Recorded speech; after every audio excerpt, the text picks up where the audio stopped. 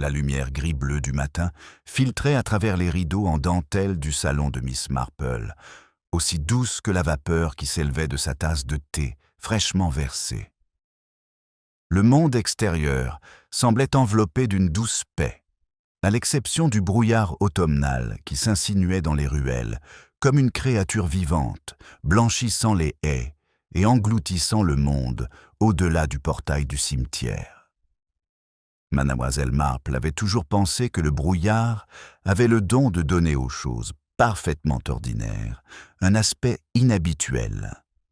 Elle était en train de mettre une branche de chrysanthème tardif dans un petit vase lorsqu'elle entendit des pas précipités devant sa porte, étrangement rapides pour une heure, aussi matinale.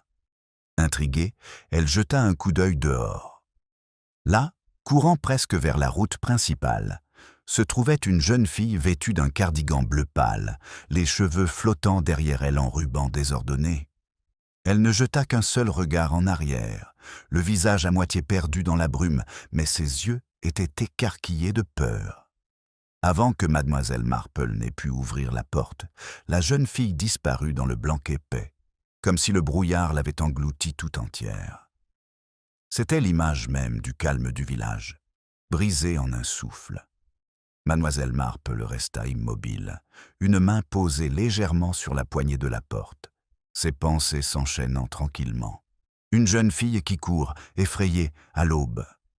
Il faut se demander pourquoi et où. Quelques instants plus tard, on entendit le son d'une sonnette de vélo, claire mais étouffée par l'air humide. Monsieur Roger Markham, le facteur, apparut à vélo, ralentissant à l'approche du portail de mademoiselle Marple. « Bonjour, mademoiselle Marple », dit-il, bien que le matin semblait réticent à répondre. Il descendit de son vélo pour lui remettre le petit paquet de lettres. « Le brouillard est terrible aujourd'hui. J'ai failli renverser le chat de madame Pemberton. » Mademoiselle Marple accepta le courrier avec un sourire poli. « Dites-moi, monsieur Markham, avez-vous vu la jeune fille qui vient de passer ? Elle semblait plutôt pressée. » Il fronça les sourcils, essuyant inutilement ses lunettes sur sa manche déjà humide. « Non, je ne crois pas. Il n'y a personne à part le laitier, et il est de mauvaise humeur après avoir renversé sa caisse. Les ennuis suivent le brouillard, croyez-moi. » Mademoiselle Marple savait que les ennuis se cachaient souvent derrière des apparences polies, et le brouillard ne faisait que faciliter cette dissimulation. L'horloge de la petite gare de St. Mary Mead sonna le quart d'heure. Un sifflet de train lointain retentit, faible et solitaire. Les pensées de mademoiselle Marple revinrent à l'expression de peur qu'elle avait aperçue sur le visage de cette jeune fille. Elle connaissait la plupart des jeunes femmes du village, du moins de vue. Celle-ci lui semblait inconnue, plus pâle que jeune, et ses vêtements à peine assez chauds pour affronter le froid. Quelque chose n'allait pas. Elle noua son châle plus fermement autour de ses épaules et sortit, verrouillant sa porte avec une efficacité acquise par l'habitude. Alors qu'elle s'engageait dans l'allée du jardin, les arbustes de chaque côté lui apparurent comme des sentinelles fantomatiques dans la pénombre. Madame Martha Finch, cette source inépuisable d'informations et de conjectures, sortit alors de chez elle, serrant une bouteille de lait vide comme un trophée. « Quel temps désagréable !» déclara mademoiselle Finch, sans préambule. Elle plissa ses petits yeux pour scruter le rideau blanc devant elle et dire que des jeunes filles se promènent dehors. « L'avez-vous vue ? Cette fille ? Elle m'a presque renversé. » Mademoiselle Marple resta sur un ton calme. « Vous la connaissez alors ? » « Je ne l'avais jamais vue auparavant, » grommela mademoiselle Finch, ce qui était déconcertant, étant donné sa réputation de connaître tout le monde, y compris ceux qui souhaitaient ne pas être connus. Elle pleurait. « J'en suis sûre. Les gens qui pleurent en public sont soit coupables, soit stupides, généralement les deux. » Mademoiselle Marple acquiesça doucement, ou effrayée. Madame Finch renifla. « C'est la même chose, si vous voulez mon avis. » Mais personne ne lui avait demandé son avis, nota silencieusement mademoiselle Marple. Une agitation soudaine se fit entendre depuis le chemin menant au presbytère. Des voix, pressantes. Le brouillard les rapprochait sans révéler leur propriétaire. Mademoiselle Marple et Madame Finch échangèrent un regard, puis se mirent toutes deux à marcher vers le bruit. Les silhouettes se révélèrent être la femme du vicaire, Madame Grayson, et le jeune inspecteur Hale, nouvellement arrivé de Londres, plein d'assurance et de confiance. Hale parlait à un jardinier qui semblait assez pâle pour se fondre dans le brouillard. « Je vous le dis, monsieur, » insista le jardinier en tordant sa casquette, « j'ai vu une fille courir dans l'allée, droit dans le brouillard, et puis, elle a disparu, elle a juste disparu. » Madame Finch poussa un petit cri de triomphe. « Voilà, qu'est-ce que je vous avais dit ?» L'inspecteur Hale salua Mademoiselle Marple d'un signe de tête courtois. « Bonjour, madame. Il semble qu'il y ait une certaine confusion. Notre témoin affirme qu'une fille a couru dans le brouillard et a disparu. » Mademoiselle Marple croisa les mains, imperturbable. « La confusion est tout à fait naturelle, inspecteur. Le brouillard cache bien plus que la direction prise par quelqu'un. »« Savez-vous qui elle pourrait être ?» demanda Hale, espérant clairement que la célèbre observatrice du village puisse lui fournir immédiatement des réponses. « Je crains que non, » répondit Mademoiselle Marple. « Mais je l'ai vue, il y a quelques instants. Elle semblait très bouleversée. »« Elle fuyait quoi ?» murmura Hale. « Une question très importante, » acquiesça Mademoiselle Marple. « Et peut-être... qui ?» Comme, pour répondre, une silhouette vague se dessina dans le brouillard devant eux, puis se transforma en Major Godfrey, canne à la main, haletant. Son regard fouillait frénétiquement le brouillard. « Inspecteur !» s'écria-t-il d'une voix cassée. « C'est ma nièce, Clara. Elle a quitté la maison tôt ce matin, après une terrible dispute, et maintenant elle a disparu. » Le jardinier se signa. Madame Finch rayonnait d'une excitation effrayante.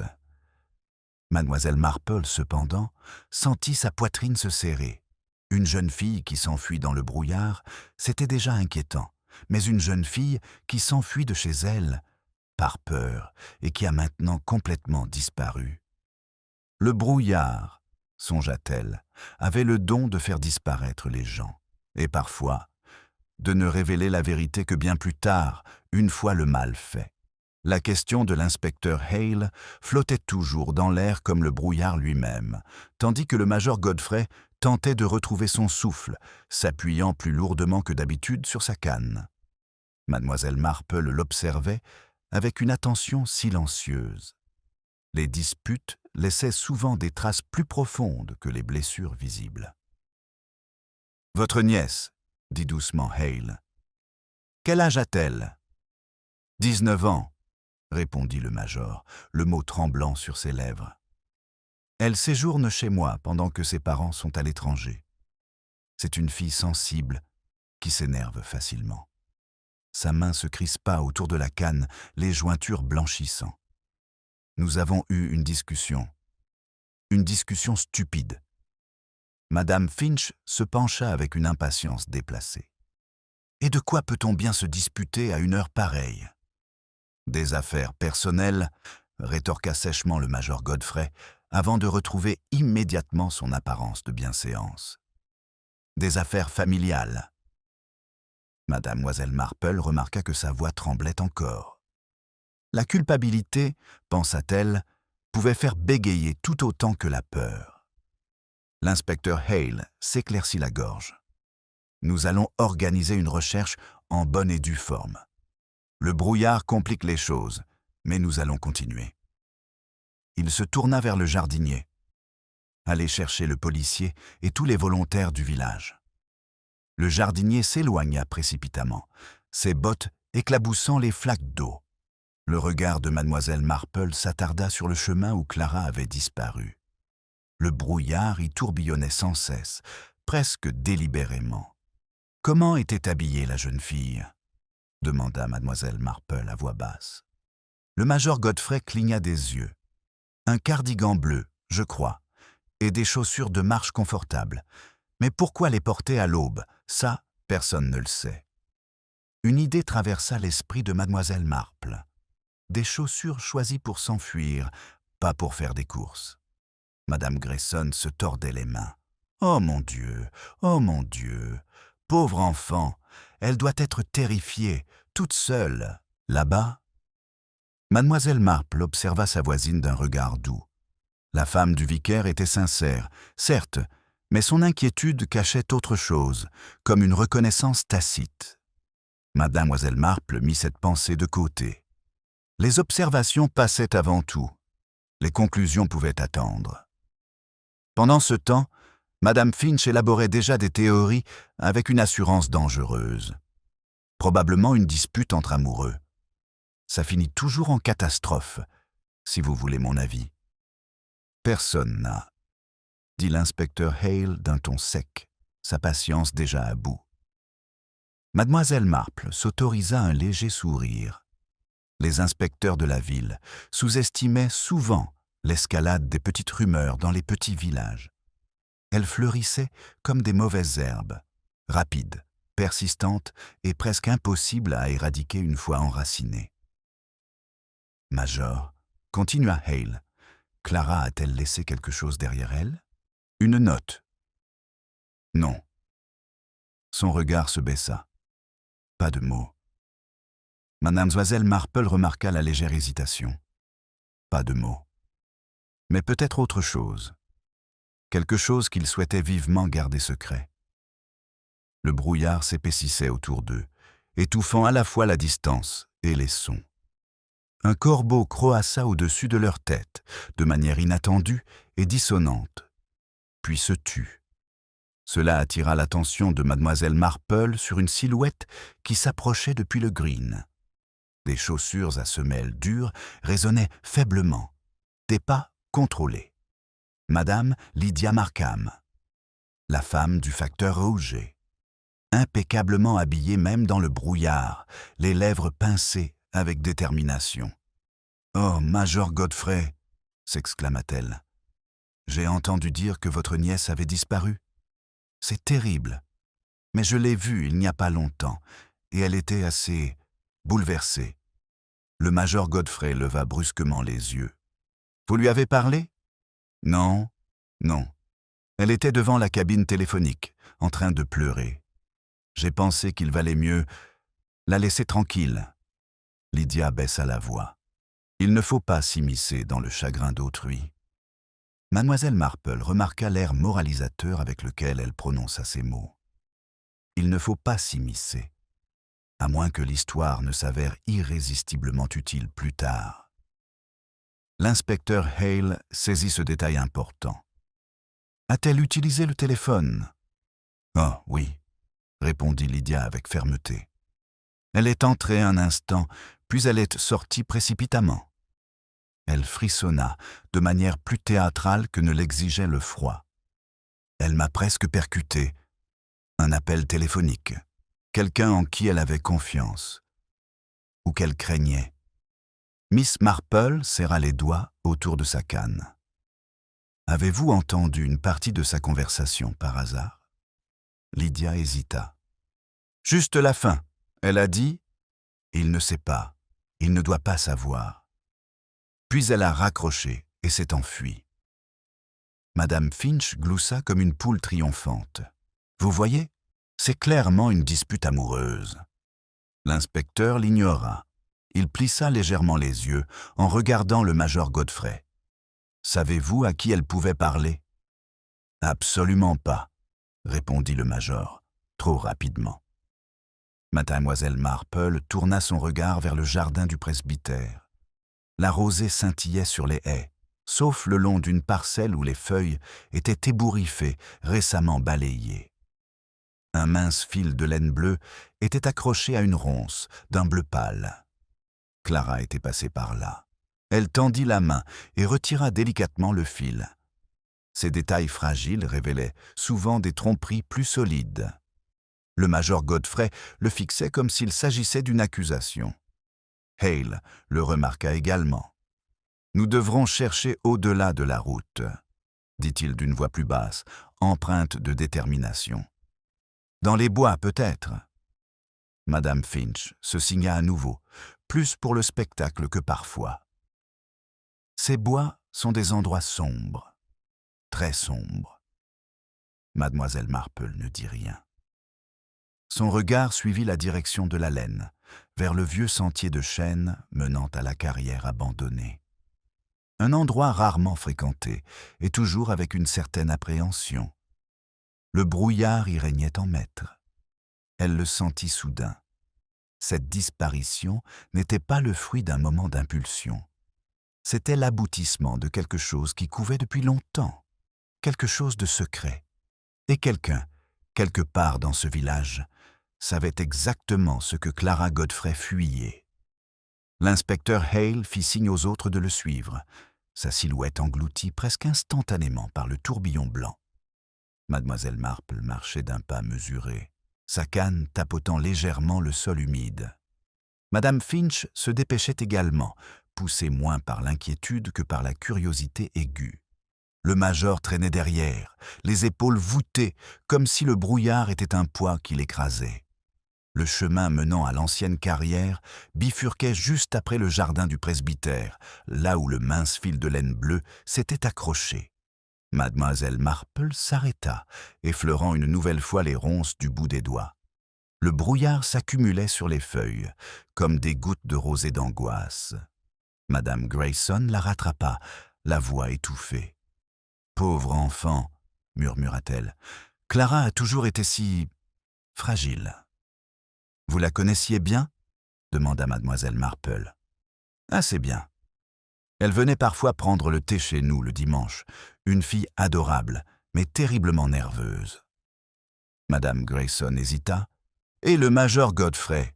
Eh bien, il est très dévoué, mais il peut se montrer assez sévère quand... » Elle s'interrompit. De tels propos invitaient au jugement, et Madame Grayson n'aimait pas alimenter ouvertement les scandales. L'inspecteur Hale les rappela, l'impatience transparaissant dans sa voix. La piste refroidit. « Nous devons nous dépêcher. » Mademoiselle Marple acquiesça poliment, mais elle ne se dépêcha pas. Elle s'accroupit pour inspecter la piste étroite qui tournait vers la droite. La boue était remuée, de petites empreintes de chaussures fraîches. Elle formait un angle aigu, comme si Clara avait trébuché avant de retrouver son équilibre. La jeune fille avait bel et bien couru. Elle suivit les empreintes plus profondément dans les bois, les autres dérivant comme des fantômes à travers les arbres. Les branches au-dessus d'eux ployaient sous le poids de l'humidité. Les gouttes tombaient comme des battements de cœur lents et anxieux. La voix de Madame Finch rompit le silence. « Une jeune fille traverse le village à l'aube, en pleurant, appelant des hommes mystérieux. C'est tout à fait inconvenant. » Le major se hérissa. « Ma nièce est en détresse, Madame Finch. Elle ne se livre pas à une escapade sordide. » Mademoiselle Marple jeta un coup d'œil en arrière. Son indignation semblait sincère, mais sous-jacente, la crainte persistait comme la pourriture sous le bois poli. Ils débouchèrent dans une clairière où un vieux panneau était penché comme un ivrogne. Carrière, 800 mètres. La peinture était craquelée au point d'être presque illisible, mais l'esprit d'avertissement du message demeurait. L'inspecteur Hale s'agenouilla soudainement. Une empreinte. Petite. Même empreinte que précédemment. Elle est passée par là. Mademoiselle Marple rejoignit le groupe et suivit son regard. Oui, le chemin emprunté par Clara devenait plus clair, mais à proximité, presque invisible, une autre empreinte, plus grande. Des bottes à semelles épaisses. La distance entre les deux empreintes suggérait la différence entre une fuite et une poursuite. Elle garda cette observation pour elle, pour l'instant. Le brouillard s'éclaircit un instant, révélant la pente du terrain devant eux, une pierre grise béante comme une gueule énorme. La carrière abandonnée était silencieuse, mais son silence semblait tendu, alerte. Madame Finch eut un petit halètement, comme si le danger lui-même était un invité indésirable. « Inspecteur, dit mademoiselle Marple d'une voix à peine plus forte que la brise humide. Il y a des signes qui indiquent qu'elle n'était pas seule. » Hale se redressa. « Quelqu'un l'a suivie ? C'est possible, mais il faut se méfier des suppositions. Les traces dans le brouillard sont souvent trompeuses. » Néanmoins, elle désigna la deuxième série d'empreintes. Une foulée plus lourde, une foulée déterminée. L'inspecteur serra les mâchoires.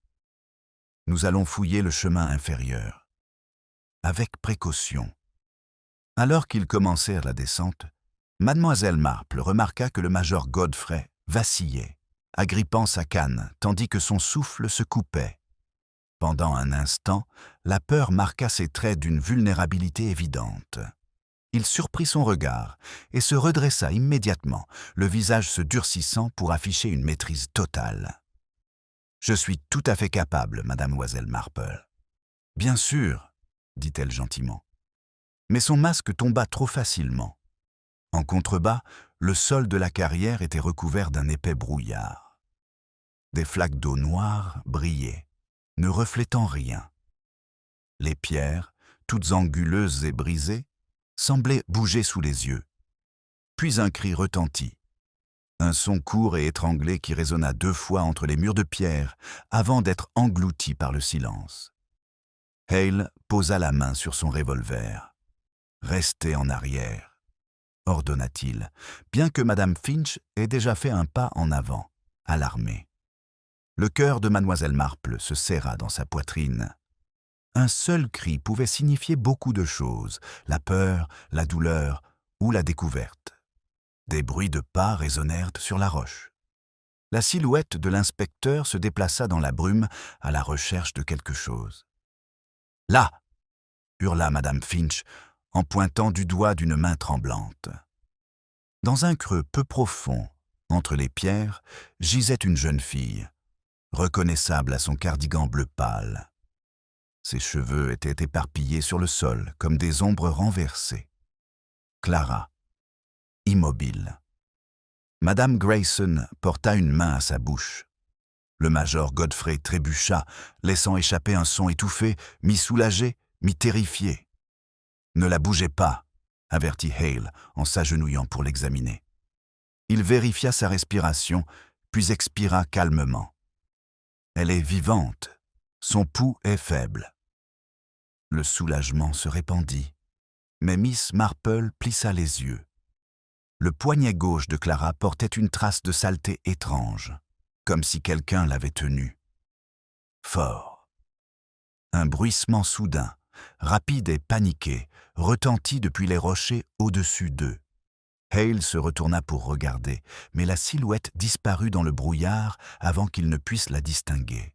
« Il y a quelqu'un ici, » murmura-t-il. Mademoiselle Marple sentit ses pensées s'aligner avec une précision effrayante. Clara s'était enfuie dans le brouillard pour échapper à quelque chose d'innommable. Et quoi qu'elle ait craint, cela l'avait suivie. Clara gisait mollement comme une poupée abandonnée. Sa respiration était faible, sa peau refroidie par la pierre sous elle. L'inspecteur Hale s'accroupit près d'elle, donnant des instructions rapides aux policiers qui venaient de les rejoindre avec une civière. « Nous devons l'emmener immédiatement chez le docteur Travers. Bougez-la, avec précaution. » Le major Godfrey s'agenouilla maladroitement à côté de sa nièce. Sa canne tomba bruyamment sur le sol lorsqu'il saisit la main de Clara et murmura son nom. « Clara, ma fille. » Les mots se brisant comme de la porcelaine sous la pression. Mademoiselle Marple observa la scène. Sa détresse était sincère, mais quelque chose dans la façon dont ses yeux se tournaient vers le chemin au-dessus trahissait une peur plus profonde que l'inquiétude d'un tuteur. Le brouillard s'épaississait, comme s'il voulait reprendre possession de la jeune fille. Mademoiselle Marple s'approcha, notant les détails avec l'attention d'une couturière. La manche du cardigan de Clara était déchirée, les fibres effilochées suggérant une lutte, une légère égratignure sur sa joue, et ses chaussures, toujours lacées, mais recouvertes d'une poussière qui ne provenait pas du sol de la carrière, mais des chemins de bois sec. Clara courait depuis longtemps avant d'atteindre la carrière. Hale scruta la crête avec impatience. Celui qui était ici est parti précipitamment, et il connaissait le terrain. « Oui, » murmura mademoiselle Marple. « Il ne voulait pas être vu. Une embuscade a été déjouée. » L'inspecteur la regarda avec une irritation à peine voilée. « Je préfère les preuves aux théories. »« Mon cher inspecteur, » répondit-elle doucement, « d'après mon expérience, une attention particulière au comportement est une preuve. » Son froncement de sourcils s'accentua, mais il ne dit rien de plus. Le policier osa. « Dois-je aller chercher plus d'hommes pour élargir les recherches ?»« Non, » répondit Hale d'un ton sec. « Nous ne devons pas perdre complètement la piste. Le brouillard engloutit tout. » Mademoiselle Marple tapota légèrement le sol avec sa canne. Le bruit était infime, mais il marqua un petit tournant dans l'immatériel, car à ce moment-là, Clara remua. Ses paupières papillonnèrent une fois, 2 fois. Tout le monde se pencha vers elle. La voix de Clara n'était qu'un murmure fragile. « Ne lui dites pas !» Puis ses yeux se refermèrent, sa conscience s'éteignant comme une flamme de bougie soufflée trop tôt. L'inspecteur Hale se redressa lentement. « De qui parle-t-elle » Madame Finch répondit avant même d'y réfléchir. « De son amant, évidemment. » Mademoiselle Marple eut envie de la corriger, fermement, mais se retint.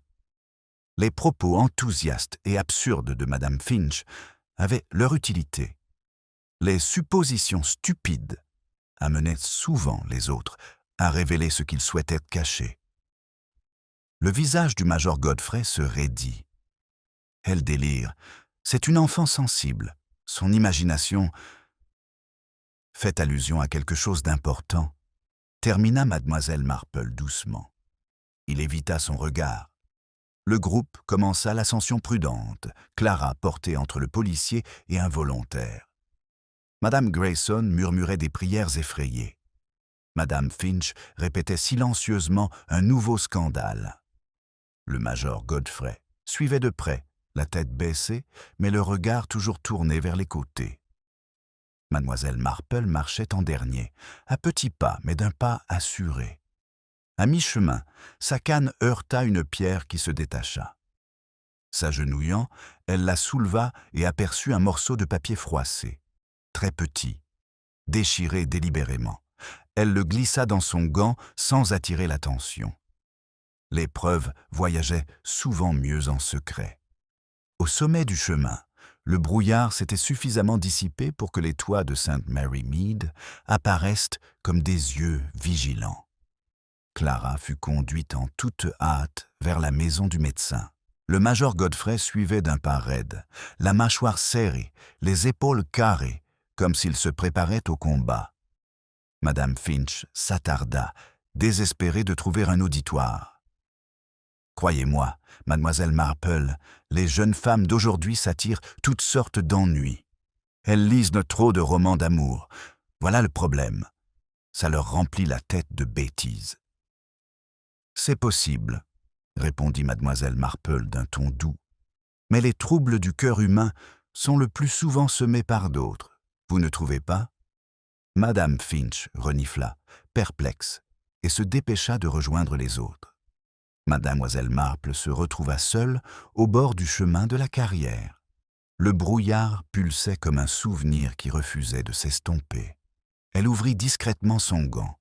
Le morceau déchiré faisait partie d'une carte postale, dont les bords étaient irréguliers et l'encre maculée par l'humidité, mais toujours lisible. Seuls 2 mots étaient intacts. « Dis-lui !» Exactement ce que Clara avait dit. Ce n'était donc pas une querelle d'amoureux. Quelque chose de bien plus grave. Quelque chose que quelqu'un voulait garder secret. Elle replia le morceau de papier et le glissa plus profondément dans sa poche. Un craquement de brindilles attira brusquement son attention. Une silhouette, là, entre deux bouleaux squelettiques, à peine visibles, immobile, observant. Le cœur de mademoiselle Marple continua de battre calmement. Elle pencha la tête comme pour ajuster son écharpe, regardant sans en avoir l'air. La silhouette recula dans le brouillard et disparut. Un observateur, patient, déterminé. Le brouillard avait caché la terreur de Clara, mais il ne pouvait pas cacher ses intentions éternellement. Miss Marple retourna vers les ruelles du village, chaque pas réchauffé par sa détermination. Elle en avait vu assez. Il fallait commencer à chercher non pas la fugueuse, mais ceux qui l'avaient poussée à s'enfuir. Et à St. Mary Mead, la peur ne courait que rarement sans raison. Mademoiselle Marple arriva au cabinet du docteur Travers au moment où Clara était transportée à l'intérieur. Madame Grayson tournait anxieusement en rond, tandis que le major Godfrey se tenait immobile près de la porte, les poings serrés, empêchant la panique de se manifester au grand jour. Mademoiselle Marple observait avec une douce discrétion. La peur de la perte et la peur d'être exposée étaient étroitement liées. Le médecin les fit s'écarter. Elle est inconsciente, mais stable. Probablement un choc, de l'épuisement. Peut-être une chute. Il referma la porte derrière lui, laissant la jeune fille entre ses soins. L'inspecteur Hale expira bruyamment. Le brouillard extérieur s'accrochait encore à son manteau, ruisselant de gouttes impatientes. « Major, je vais devoir vous poser d'autres questions une fois que le médecin aura eu l'occasion de l'examiner. » Godfrey acquiesça d'un signe de tête raide, mais ses yeux trahissaient sa crainte. Elle se remettra, elle le doit. Madame Finch, qui était réapparue comme si elle avait été attirée par l'odeur du drame, murmura assez fort pour que tout le monde l'entende. Je continue à dire que cela sent le romance interdite. Mademoiselle Grayson la fit taire, mortifiée. Mademoiselle Marple se glissa discrètement vers le salon où un petit plateau avec des tasses de thé l'attendait, intact mais bienvenu. Elle s'installa dans un fauteuil, l'air calme, mais l'esprit loin d'être serein. Chaque détail laissé par Clara était révélateur. Il suffisait de bien écouter. L'inspecteur Hale la rejoignit, les sourcils froncés. « Vous semblez savoir quelque chose ?»« Oh, moi !» Mademoiselle Marple sourit gentiment. « Je remarque simplement que Clara courait bien avant d'atteindre la carrière, et elle n'a pas choisi les bois au hasard. Les sentiers cachés sont choisis par ceux qui espèrent ne pas être suivis. » Hale s'assit, se penchant en avant. Elle s'attendait donc à être poursuivie. « Oui, » dit doucement mademoiselle Marple. « Et cette attente, inspecteur, est très révélatrice. » Godfrey faisait les 100 pas dans le couloir. Sa canne tapait de manière irrégulière, suivant un rythme incontrôlé. L'esprit de mademoiselle Marple repassa en boucle la manche déchirée de Clara, la saleté sur ses 2 chaussures, le bout de papier qu'elle avait trouvé caché sous une pierre. Quelqu'un l'avait poursuivie, mais quelqu'un d'autre l'avait suffisamment effrayée pour qu'elle se mette à courir. Madame Grayson les rejoignit avec un sourire poli qui n'atteignait pas ses yeux. « Clara est anxieuse depuis son arrivée. Je pensais que c'était simplement le stress. Un nouvel environnement. Ses parents qui lui manquaient. Y avait-il quelqu'un dans le village à qui elle se confiait ?» demanda mademoiselle Marple. Madame Grayson hésita. Elle passait beaucoup de temps avec Lydia Markham. Elle semblait avoir noué une amitié soudaine. Mademoiselle Marple repensa à la déclaration précédente de Lydia Markham.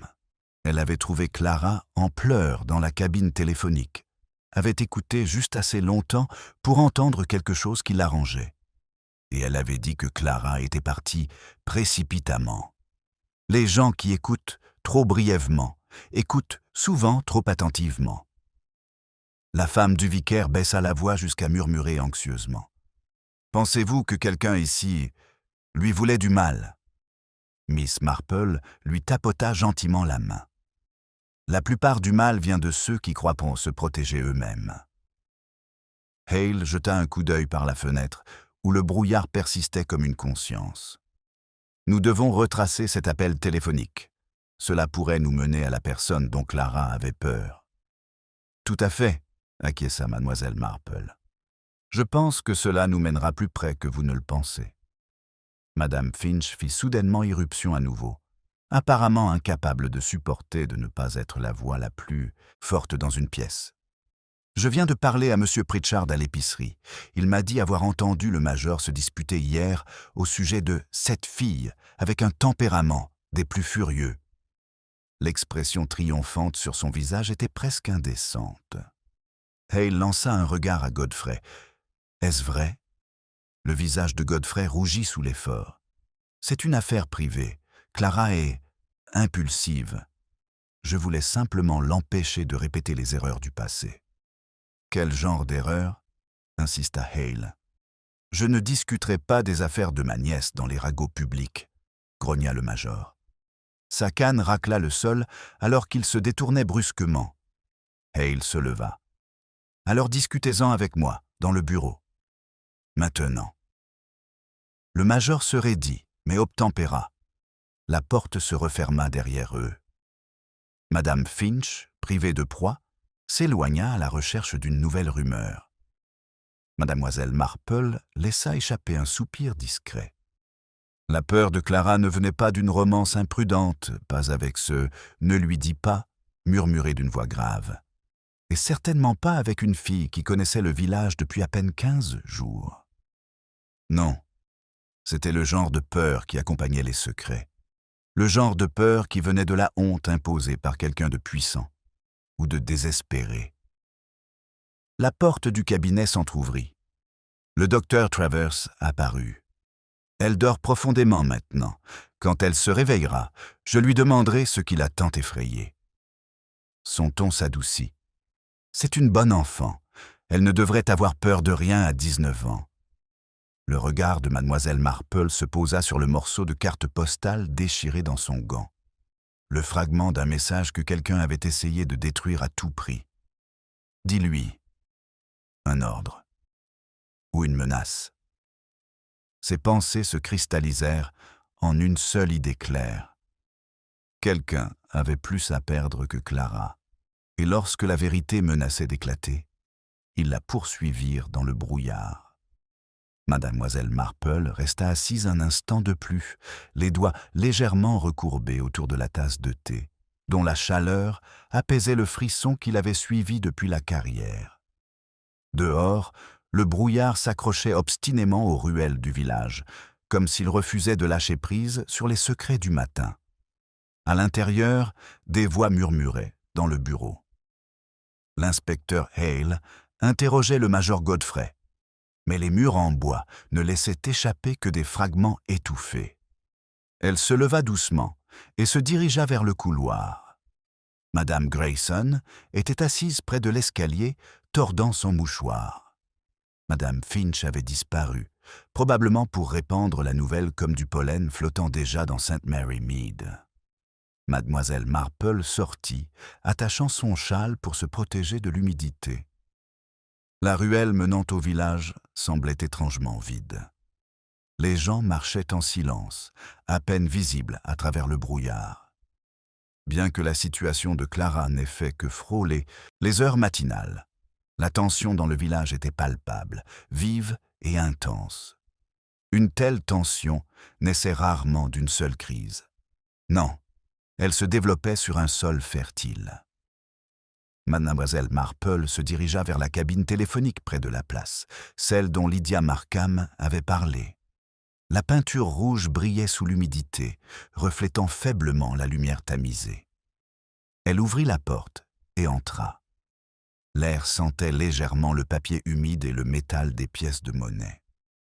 Elle passa son doigt sur le combiné, froid et lisse. La dernière personne qui l'avait touché avait pleuré. Elle se baissa. Là, sur le sol, écrasé dans l'empreinte d'un talon, se trouvait un autre morceau de papier déchiré. Mademoiselle Marple le ramassa délicatement. Un fragment de nom et des chiffres. Rue 261. Une partie d'une adresse, peut-être. ou un nom se terminant par Ma-Roo. Andrew, quelqu'un que Clara avait l'intention de contacter, ou quelqu'un dont elle craignait que le major découvre qu'elle avait contacté. Dehors, Lydia Markham apparut soudainement, un sourire peint sur le visage, empreint d'une préoccupation polie. « Oh, mademoiselle Marple, vous vous inquiétez toujours de la disparition de cette pauvre fille ?» « En effet, » répondit mademoiselle Marple d'un ton aimable. « Bien que cela ne semble plus être une disparition à présent, plutôt une fuite in extremis. »« Une fuite ?» L'expression de Lydia vacilla, trop rapidement pour être complètement dissimulée. « Vous ne pensez tout de même pas ?» Le ton de mademoiselle Marple resta doux. Clara a fui quelque chose. Elle ne s'est pas précipitée vers quelque chose.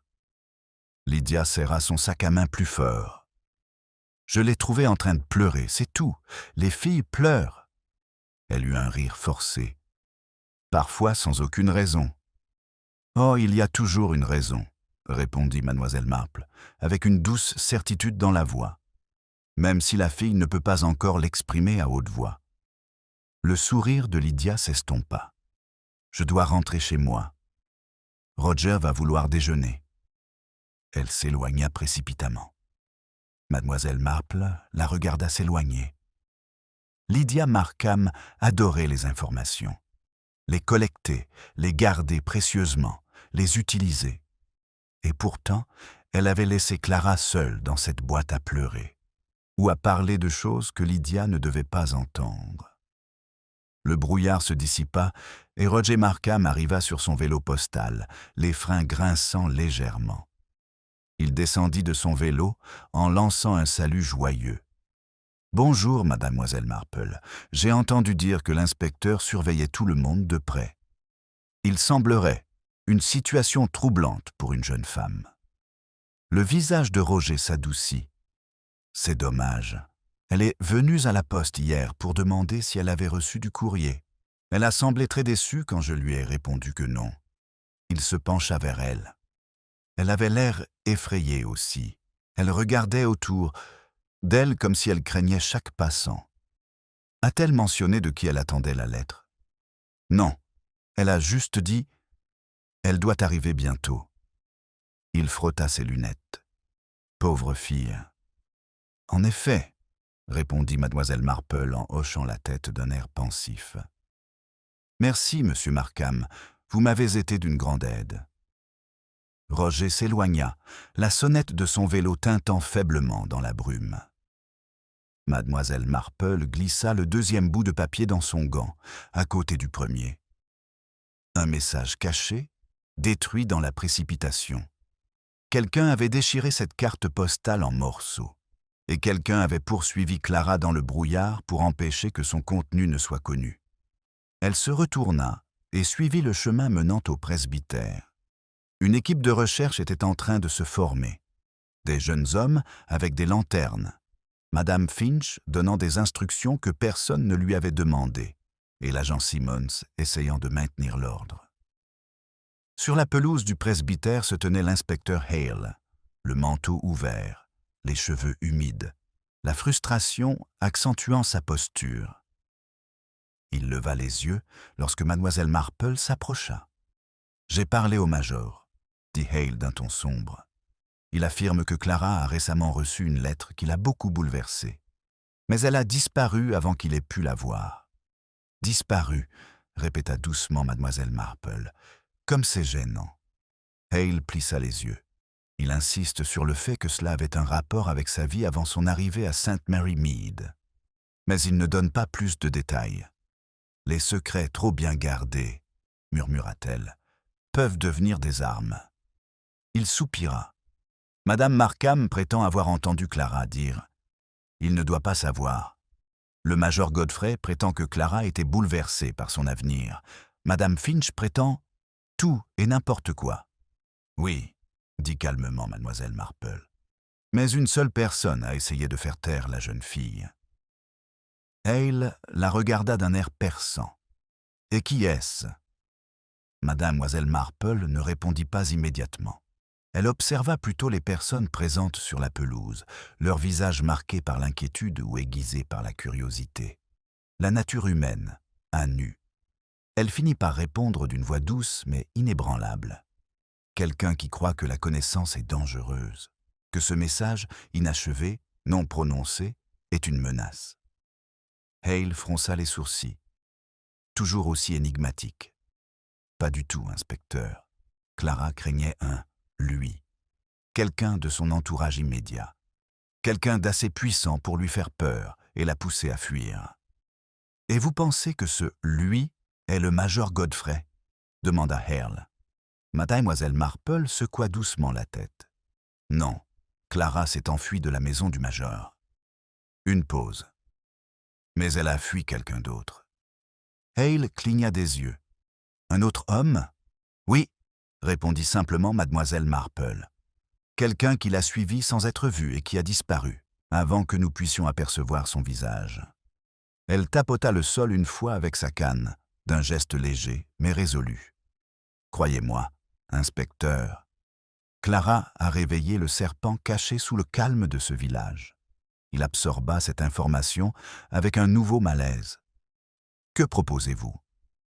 Un test psychologique, répondit calmement mademoiselle Marple.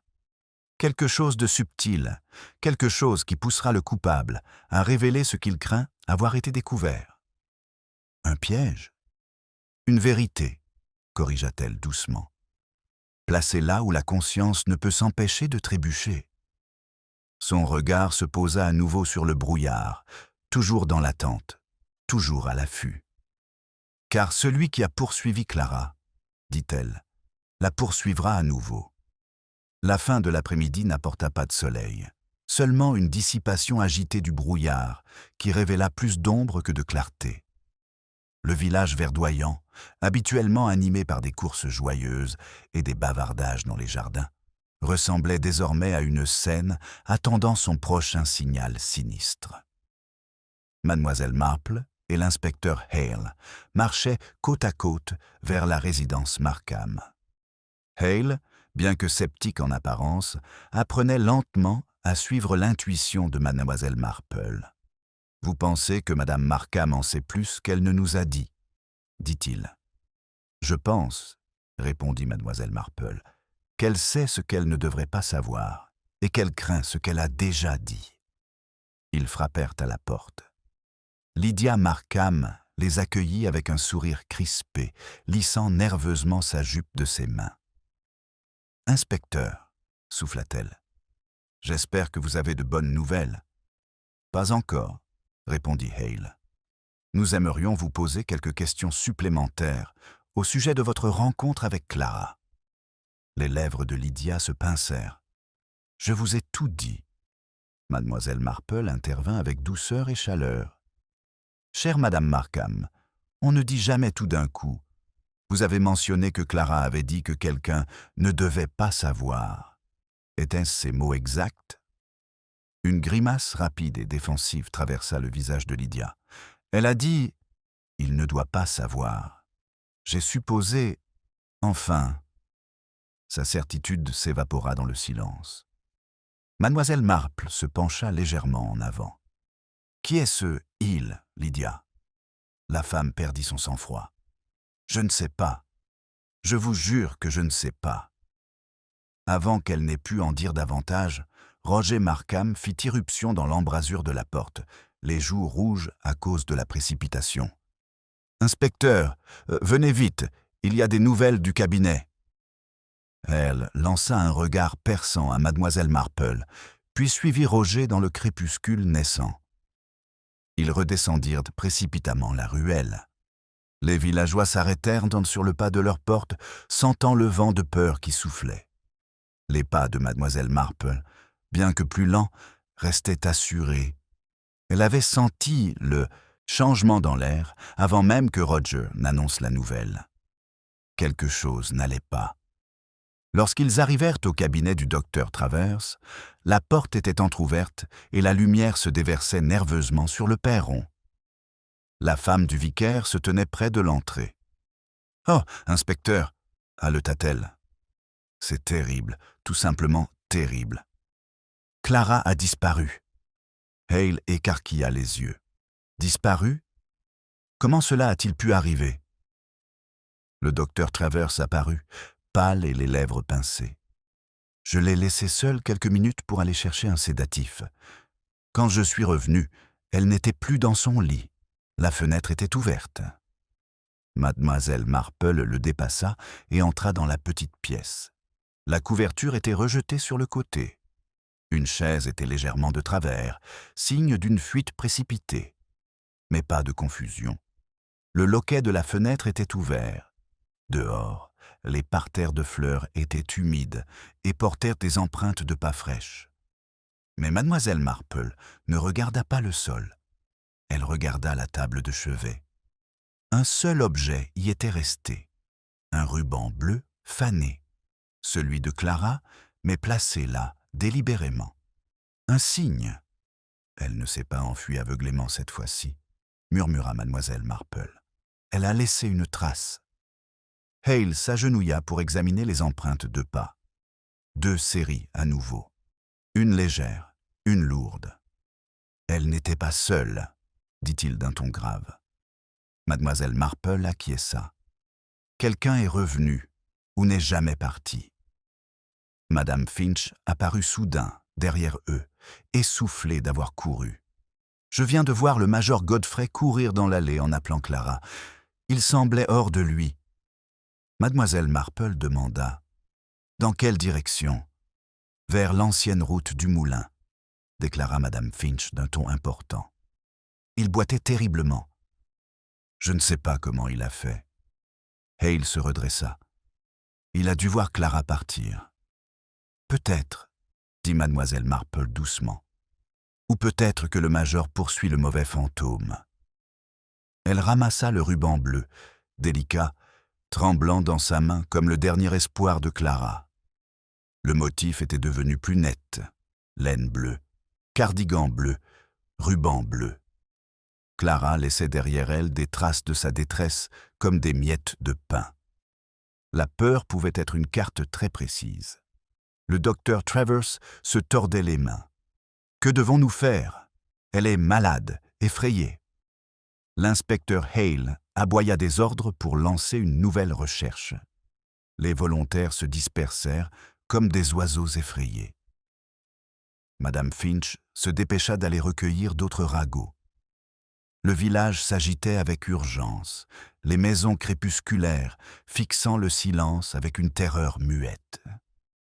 Mademoiselle Marple resta immobile un instant, son regard suivant le fil de vérité du ruban. « Où mène cette route ?» lui demanda Hale doucement. Mademoiselle Marple répondit sans hésiter. « Au moulin abandonné et au sentier de la rivière. Des endroits que l'on choisirait si l'on ne voulait pas être retrouvé. » Hale serra les mâchoires. « Nous y allons. »« Tout de suite. » Mais mademoiselle Marple posa prudemment une main sur sa manche. « Inspecteur, une fille qui court effrayée peut courir n'importe où. Mais une fille qui choisit son chemin ne court pas sans but. » Ses yeux se fixèrent sur la ruelle noyée dans le brouillard. « Clara essaie de nous mener vers quelque chose. » Hale fronça les sourcils. « Ou quelqu'un. »« Oui, » murmura mademoiselle Marple. « Quelqu'un qui, selon elle, pourra enfin l'arrêter. » Un cri retentit à l'extérieur. Le policier appelait Hale. Ils se dirigèrent vers la porte. « Inspecteur, un homme a été retrouvé près de la route du moulin, blessé. » Mademoiselle Marple sentit une froide certitude s'installer. Ce n'était pas le major Godfrey. On l'avait vu courir, ce qui signifiait... La peur changea de direction. « Quel homme ?» demanda Hale. Le policier déglutit. « Roger Markham, monsieur, le facteur. Il a perdu connaissance dans le virage. On dirait qu'il a été frappé. » Miss Marple retint son souffle. Ce n'était pas l'homme qu'elle attendait. Mais le fait que ce soit le mauvais homme qui avait été blessé signifiait que le bon homme était toujours en liberté. Et Clara, seule dans la nuit naissante, était une fois de plus en avance sur eux dans le brouillard. La ruelle menant à la route du moulin était plongée dans l'obscurité. Le brouillard ne se dissipait pas, il s'assombrissait simplement, passant d'un voile pâle à un voile étouffant. Les lanternes clignotaient comme des lucioles anxieuses, tandis que les volontaires se dispersaient dans les sentiers ramifiés, appelant Clara. L'inspecteur Hale s'agenouilla à côté de Roger Markham. Le facteur gisait étourdi contre un mur de pierre moussue, son vélo tordu à côté de lui comme un membre brisé. « Doucement, » dit Hale. « Qui vous a attaqué ?» Roger cligna des yeux, ses lunettes de travers. « Quelqu'un est venu par derrière. Je n'ai pas vu une silhouette. Grande. » Sa voix faillit sous l'effet de la frustration. « Clara. Elle m'a dépassé en courant. Je l'ai appelée. Puis tout est devenu noir. » Miss Marple observa en silence. Roger Markham était mince, inoffensif. Il n'y avait aucune raison de l'agresser, à moins qu'il ne se soit trouvé sur le chemin. Elle s'accroupit pour examiner le vélo. Un morceau de laine bleue déchiré était accroché au guidon. Clara était passée à toute vitesse. Elle ne courait pas simplement, elle fuyait en franchissant tous les obstacles possibles. Son désespoir avait laissé des traces, comme des miettes de pain, mais cette miette était différente. Elle n'avait pas été laissée par inadvertance, elle avait été attrapée. Sa peur se rapprochait. Hale se leva. « Agent, ramenez-le chez le médecin. Nous continuons vers le moulin. » Roger tenta de se lever en agrippant le bras de Hale. « Inspecteur, elle a dit quelque chose juste avant de s'évanouir. »« Il sait. » Puis elle a disparu dans le brouillard. Les doigts de mademoiselle Marple se resserrèrent subtilement autour de sa canne. Le secret que Clara avait tant essayé de cacher avait atteint son prédateur. Ils s'enfoncèrent davantage dans le chemin sinueux. Le vent se leva, déchirant le brouillard en rubans agités. Mademoiselle Marple sentit le village derrière eux s'éloigner comme un souvenir. Le moulin se dressait devant eux, sombre et oublié, sa roue brisée figée à mi-course, au bord de la rivière paresseuse. « Dispersez-vous !» ordonna Hale. « Vérifiez la rive !» Les chercheurs se dispersèrent, leur voix résonnant faiblement contre la structure de pierre en ruine. Mademoiselle Marple s'approcha de la porte pourrie du moulin. Elle pendait de travers, une charnière était rouillée. Elle appuya doucement dessus. Le bois gémit et céda. À l'intérieur, de la vieille poussière tourbillonnait. Des poutres affaissées et des sacs de céréales abandonnés depuis longtemps formaient des silhouettes irrégulières. Mais une chose était indéniable. Une traînée d'empreintes de pas était imprimée dans le sol poudreux. Petite, instable, celle de Clara. Mademoiselle Marple la suivit, la lumière de la lanterne vacillant. La trace menait vers le mur du fond où une échelle montait vers une plateforme à moitié engloutie par les ombres. D'en bas, la voix de Hale l'appela. « Tu as trouvé quelque chose ?»« Des empreintes de pas, » répondit doucement mademoiselle Marple. Clara est entrée. Elle gravit l'échelle avec précaution, une marche à la fois. En haut, le grenier était exigu et étouffant de poussière. Elle leva sa lanterne plus haut. Un petit morceau de papier gisait sur une caisse. Un autre bout de papier déchiré comme les autres. Miss Marple le ramassa. « Ne reste pas silencieux. » Le message se révélait peu à peu à travers les fragments. Clara avait essayé de le détruire. Quand? Avant de s'enfuir? Ou juste après l'avoir reçu? Détruire ce que l'on craint échoue souvent lorsque la peur prend forme humaine. Un cri soudain retentit dans le moulin. Hale. Urgent. Mademoiselle Marple, descendez. Elle descendit rapidement. Hale se tenait près de la rive, la lanterne levée haut. Les volontaires se rassemblaient derrière lui, la voix tremblante de peur. Sur les pierres de la rivière gisait un homme, face contre terre, son manteau trempé par la marée montante. Sa main gauche agrippait les roseaux comme s'il avait lutté contre le courant.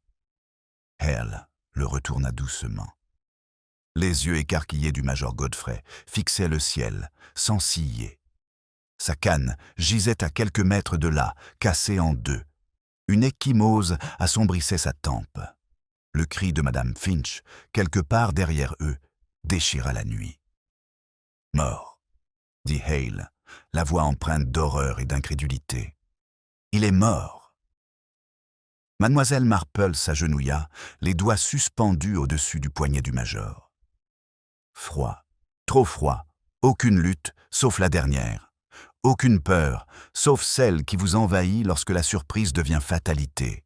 « Il a affronté quelqu'un », murmura Mademoiselle Marple. « Quelqu'un qu'il croyait plus faible, quelqu'un qu'il avait sous-estimé. » Hale fixa les bois sombres. Si Clara l'a trouvé dans cet état, pas étonnant qu'elle se soit enfuie. « Elle n'a pas crié, » dit Miss Marple doucement. « Cela nous indique qu'elle s'attendait à de la violence. » L'inspecteur se retourna brusquement. « Que voulez-vous dire ?»« Elle ne se cachait pas du major Godfrey, » répondit Miss Marple d'une voix basse et définitive. Elle courait vers lui. Pour le protéger.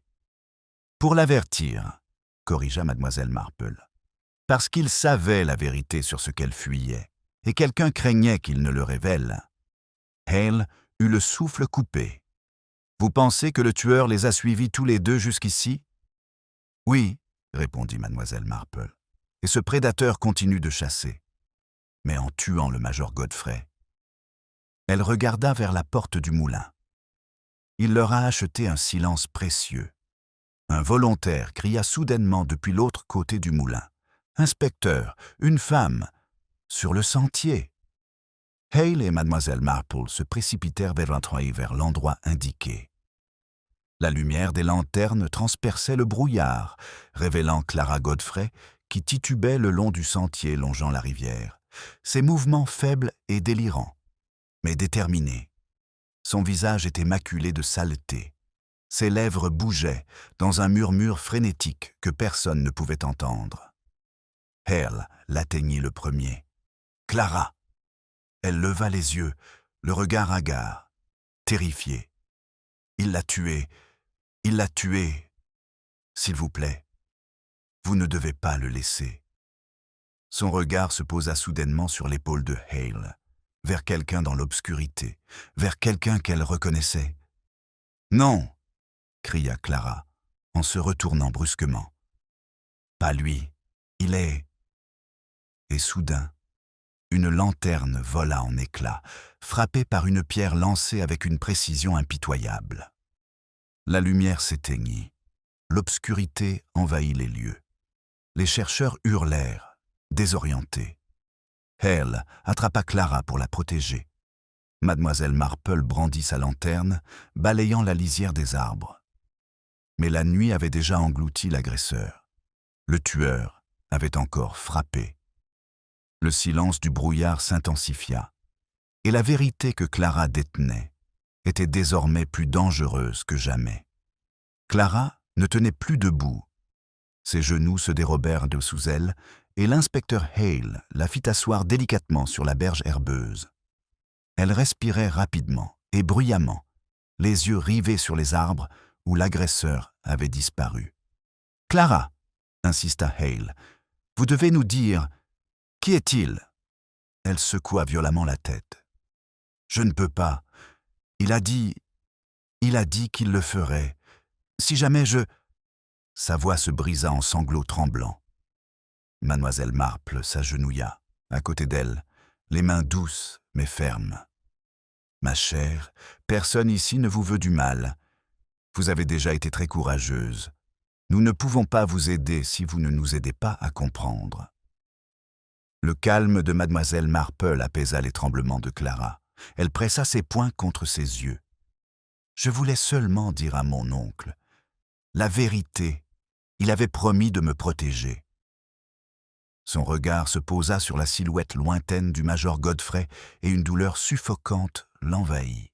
« Et maintenant, à cause de moi ?»« Non, » dit fermement Mademoiselle Marple. À cause de la peur de quelqu'un d'autre. Clara frissonna à nouveau. Il sait que j'ai parlé. Il sait que mon oncle m'a cru. Sa voix s'affaiblit. Il sait que vous le recherchez. L'inspecteur Hale lança un regard perçant à mademoiselle Marple. Nous devons la mettre en sécurité. À la gare, peut-être. Mademoiselle Marple secoua légèrement la tête. Non, inspecteur. Le tueur a l'avantage dans l'obscurité. Ce dont nous avons besoin maintenant, c'est de clarté. Nous devons séparer Clara de sa terreur, juste assez pour qu'elle puisse exprimer ce qui la hante vraiment. Un espace calme, un schéma familier, une tasse de thé rassurante, le genre de confort domestique qui adoucit même la vérité la plus dure. Le presbytère. « Venez », dit doucement mademoiselle Marple. « Madame Grayson vous aidera. Vous pouvez vous reposer. Et quand vous serez prête, commencez. » Clara acquiesça faiblement, épuisée, au-delà de toute résistance. Hale et 2 bénévoles l'aidèrent à se relever et la guidèrent vers le village. Pendant qu'ils marchaient, l'esprit de mademoiselle Marple assembla les pièces du puzzle pour former une toile de plus en plus serrée. Une carte postale déchirée, des fragments d'avertissement, un nom caché dans des bribes. Andrew? Il ne doit pas savoir. Cela doit arriver bientôt. De la laine bleue éparpillée comme des appels à l'aide. La mort du major Godfrey, violente et précipitée, évoquait quelqu'un acculé. Quelqu'un qui croyait que la vérité elle-même pouvait être mortelle si elle était dite à haute voix.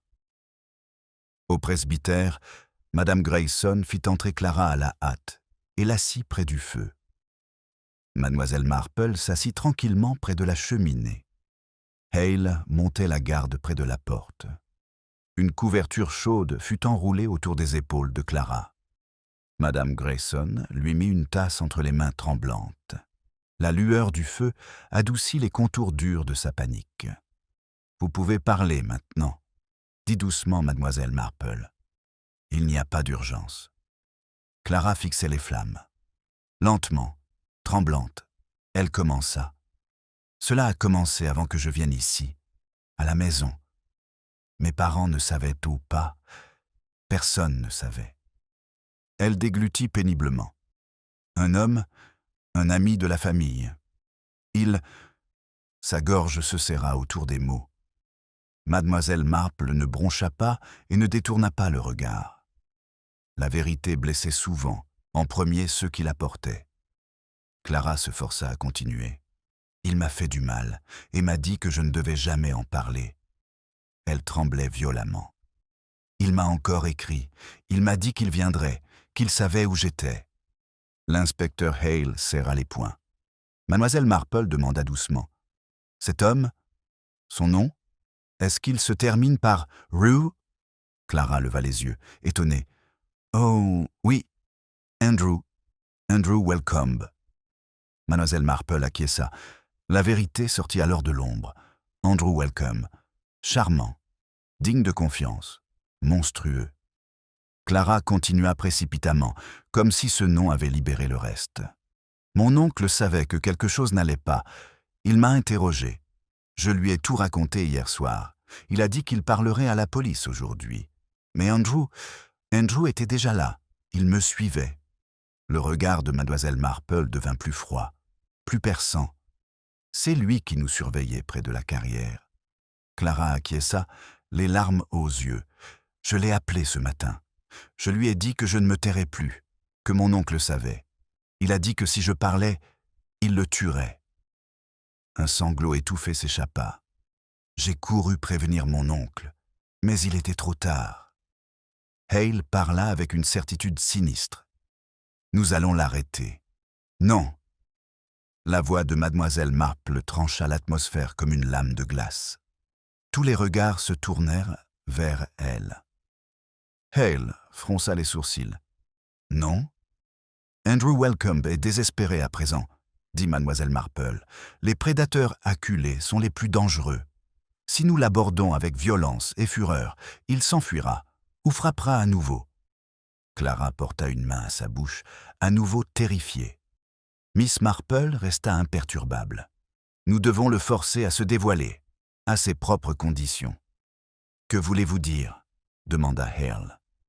Miss Marple se pencha légèrement en avant, son profil reflétant une détermination sereine. « Il croit avoir fait taire le seul témoin qui pouvait le condamner.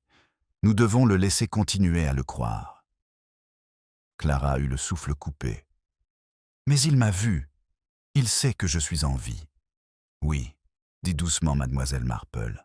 « Mais il ne sait pas si vous vous en souvenez. » Clara le fixa, comprenant peu à peu. Hale secoua la tête. « C'est un bluff dangereux. »« C'est la vérité, » corrigea mademoiselle Marple. « C'est le piège que nous lui avons tendu. » Elle prit les morceaux déchirés de la carte postale dans son gant et les posa soigneusement sur la table, comme les éclats d'un ordre brisé. Andrew Wellcome avait essayé de détruire la voix de Clara. Au lieu de cela, il l'avait rendue plus forte. « Nous allons l'inviter, » dit mademoiselle Marple doucement, mais avec détermination, à terminer ce qu'il a commencé. Hale prit une inspiration tendue. « Vous avez un plan ?»« Oui, » répondit simplement mademoiselle Marple. « Ça, nous le laissons croire que Clara est prête à parler à la police dès l'aube, seule, vulnérable. »« Et quand il viendra ?» murmura Hale. Les yeux de mademoiselle Marple brillèrent d'une lueur d'acier. Il découvrira que St. Mary Mead n'est pas aussi aveugle qu'il le pense. La nuit s'abattit lourdement sur St. Mary Mead. Le brouillard s'était dissipé en longues traînées, mais l'obscurité était désormais plus menaçante. L'inspecteur Hale briefait discrètement son agent dans le hall du presbytère, tandis que madame Grayson s'assurait que Clara restait dans le salon, pâle, épuisée, mais résolue. Mademoiselle Marple se tenait à la fenêtre, regardant le jardin où les ombres se dessinaient entre les arbustes. Une surface calme cachait un courant de danger. Hale s'approcha d'elle. L'agent est posté près de la porte arrière. 2 volontaires surveillant le chemin. Nous avons fait croire que nous étions partis. Il fit un bref signe de tête inquiet en direction de Clara. Elle ne devrait pas avoir à participer à tout cela. Mademoiselle Marple ne se détourna pas de la fenêtre. Elle y participe déjà, et cela lui apporte la protection qui lui manquait auparavant. Un léger coup à la porte signala l'arrivée de madame Grayson. « Elle est prête, » murmura-t-elle. Clara était assise bien droite près du petit bureau, serrant un verre d'eau dans ses mains. Elle avait refusé le thé, la peur lui nouant l'estomac. Mademoiselle Marple lui lança un regard encourageant. Clara acquiesça faiblement, respirant lentement et de manière contrôlée. « Il pense que je suis sans défense, » murmura-t-elle, terrifiée, seule. « Et cela, » dit doucement mademoiselle Marple, « est une erreur très dangereuse. » Un faible carillon retentit depuis l'horloge dans le couloir. 11h moins le quart.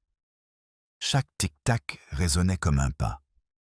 Le regard de mademoiselle Marple se posa une fois de plus sur le jardin arrière. « Quand il viendra, » murmura-t-elle, « la culpabilité le précédera. » Observez ses yeux. La panique rend l'esprit maladroit. Hale s'accroupit près de la porte, revolver à la main, le policier l'imitant dans un silence tendu. Les lampes étaient tamisées, plongeant la pièce dans une atmosphère sombre, éclairée seulement par la flamme vacillante. Les minutes s'étiraient. Une seule feuille racla la vitre, rappelant doucement sa présence. Puis, un pas sur le gravier. À peine audible, mais Clara sursauta. La main de mademoiselle Marple recouvrit la sienne, calmant ses doigts tremblants. Un autre pas, puis le grincement léger d'un loquet de fenêtre. La fenêtre de la cuisine. Clara retint son souffle. Hale leva un doigt. « Attends. » Une silhouette se glissa par la fenêtre ouverte, une ombre drapée dans l'obscurité. Prudente, silencieuse, familière, Andrew Wellcome. Il se déplaçait comme un homme convaincu que sa méchanceté était invisible. Il s'arrêta, à l'écoute. Clara ouvrit les lèvres, terrifiée, mais mademoiselle Marple lui toucha à nouveau le bras. Fais confiance au piège. Welcome se glissa vers la porte du salon. Sa voix, basse et venimeusement cajoleuse, rompit le silence. « Clara, tout va bien, ma chérie. Je suis venu te chercher pour t'emmener dans un endroit sûr. » Clara se raidit. Mademoiselle Marple vit Hale serrer les mâchoires. Welcome entra dans la lumière de la lampe et se figea. Les yeux de Clara brillaient, rivés sur lui. Elle n'était plus impuissante. Elle ne se taisait plus. « Vous l'avez tué, » murmura-t-elle. Welcome sourit, tendu, désespéré. « Non, non, il est tombé. Tu t'es enfui. Tu étais désorienté. » Clara se tenait debout, tremblante, mais clouée sur place par une nécessité impérieuse. « Mon oncle a essayé de me protéger. Et tu l'as tué. » Son expression se déforma. « Il allait me ruiner. Tout ce pour quoi j'avais travaillé, détruit par les mensonges d'une fille stupide. » « Ce n'étaient même pas des mensonges, » rétorqua Clara d'une voix forte, avec une nouvelle assurance. « C'était la seule chose qui me restait. » Welcome s'approcha, la menace enfin évidente. « Clara, si tu dis un mot de plus... » Miss Marple s'avança, petite et inoffensive comme une souris d'église, mais inébranlable comme la conscience. « Monsieur Welcombe, » dit-elle avec une précision cristalline, « vous avez confondu silence et invisibilité. Vous vous trompez sur les 2 points. » Le visage de Welcombe perdit toute couleur. « Vous, vieille fouineuse. Combien de fois, continua mademoiselle Marple, les méchants ont-ils sous-estimé l'âge? Je me demande bien pourquoi. » Ses yeux s'aiguisèrent comme des couteaux de verre. « Ce n'est pas la faiblesse que vous voyez. C'est l'expérience que vous craignez. » Hale émergea de l'obscurité derrière Welcombe, arme à la main. « Andrew Welcombe, vous êtes en état d'arrestation pour le meurtre du major Arthur Godfrey et l'agression de Clara Godfrey, et probablement bien pire encore. » Welcombe se retourna, désespéré, puis se précipita vers la porte du jardin, la plus proche pour s'échapper. Mais le policier se plaça directement sur son chemin, lanterne allumée. Welcombe recula comme un serpent frappé, grognant, acculé. La voix de Clara, soudaine et féroce, coupa court à la confrontation. « Tu ne peux plus t'enfuir. » Welcombe s'arrêta net. C'était le coup de grâce, l'illusion du prédateur brisée par le courage de sa proie. Hale l'attrapa et lui passa les menottes. Welcombe hurla, un cri rauque et désespéré, puis se tut tandis que le policier l'emmenait. Clara s'effondra dans les bras de Madame Grayson, sanglotant, un sanglot de survie. Pas de terreur. L'inspecteur Hale regarda mademoiselle Marple, son regard sévère, adouci par l'admiration. « Comment diable saviez-vous qu'il viendrait ici ?» Mademoiselle Marple croisa les mains avec élégance. Les hommes dangereux reviennent sur les lieux où ils ont exercé leur pouvoir. Et Clara était le seul pouvoir qu'il ait jamais vraiment craint de perdre. Elle fronça les sourcils. « Vous avez tout risqué sur cette hypothèse. »« Je n'ai rien risqué, » répondit-elle. « Clara a tout risqué bien avant aujourd'hui. » Clara essuya ses larmes, tremblante mais inébranlable. « Merci, » murmura-t-elle à mademoiselle Marple. Mademoiselle Marple sourit, les yeux brillants d'une douceur qui avait résisté au pire de la nature humaine. « Ma chère enfant, » dit-elle doucement, « tu t'es sauvée toi-même au moment où tu as décidé de ne plus fuir. » Le matin revint, avec une douceur que la veille avait abandonnée. Une pâle lumière du soleil se pressait contre les rideaux du presbytère, et à l'extérieur de la fenêtre, le brouillard, si chargé de secrets, commença enfin à se dissiper en volutes inoffensives. Mademoiselle Marple était assise avec son tricot dans le salon du presbytère, mais ses aiguilles restaient plus souvent immobiles qu'en mouvement. Elle écoutait les bruits provenant de l'étage, la douce cadence de la voix de Madame Grayson, les murmures occasionnels de Clara, des bruits apaisants, des bruits porteurs d'espoir. L'inspecteur Hale entra, retirant son chapeau avec un respect solennel. « Welcome a avoué, dit-il. Tout. Le major Godfrey l'a confronté au sujet de Clara et a menacé d'alerter les autorités. Welcome l'a suivi et a exigé que la jeune fille se taise. Le major a refusé et Welcome l'a frappé. Il expira lentement. Il prétend que sa chute dans la rivière était accidentelle, mais après avoir poursuivi Clara et agressé le facteur, un juge ne sera probablement pas indulgent. Mademoiselle Marple acquiesça. Les prédateurs se considèrent rarement comme des criminels, seulement comme des personnes menacées. Hale marqua une pause, puis laissa une trace de chaleur adoucir sa voix. Sans votre aide, cette affaire aurait pris une tournure tragique. Je me suis simplement montrée attentive, inspecteur. Elle plia soigneusement son tricot. Les gens se révèlent le plus clairement lorsqu'ils pensent que personne ne les regarde. Des pas se rapprochèrent depuis le palier à l'étage. Clara descendit, plus stable qu'auparavant, loin d'être complètement rétablie, mais marchant librement sous la lumière du matin. Madame Grayson la suivait, présence bienveillante à quelques pas derrière elle. Clara s'arrêta en voyant mademoiselle Marple et Hale. Elle repoussa une mèche de cheveux derrière son oreille, un petit geste qui trahissait son retour à la maîtrise de soi. « Est-ce vraiment terminé ?» demanda-t-elle. « Aussi terminé que la justice le permet », répondit Hale. Clara déglutit. « Je pensais que le monde s'écroulerait si je parlais, qu'il me contrôlerait toujours. » Sa voix tremblait, mais elle tint bon. « Mais le monde est toujours là. » Miss Marple se leva et s'approcha d'elle. « Ma chère, le monde est souvent plus clément avec les courageux qu'avec les silencieux. Et vous avez été très, très courageuse. » Les yeux de Clara brillèrent. « J'aurais seulement souhaité que mon oncle puisse être là pour voir ça. » Miss Marple posa doucement sa main sur son bras. « Il en a vu assez pour savoir que vous étiez en sécurité. L'amour mène souvent son dernier combat dans le silence. » Clara pressa un mouchoir contre ses yeux et acquiesça dans un murmure de sanglots. Madame Grayson lui toucha l'épaule. « Vous resterez ici aussi longtemps que vous le souhaitez, Clara. Nous vous aiderons à trouver votre chemin. » Clara sourit à travers sa tristesse, un sourire timide mais sincère. L'inspecteur Hale s'éclaircit la gorge.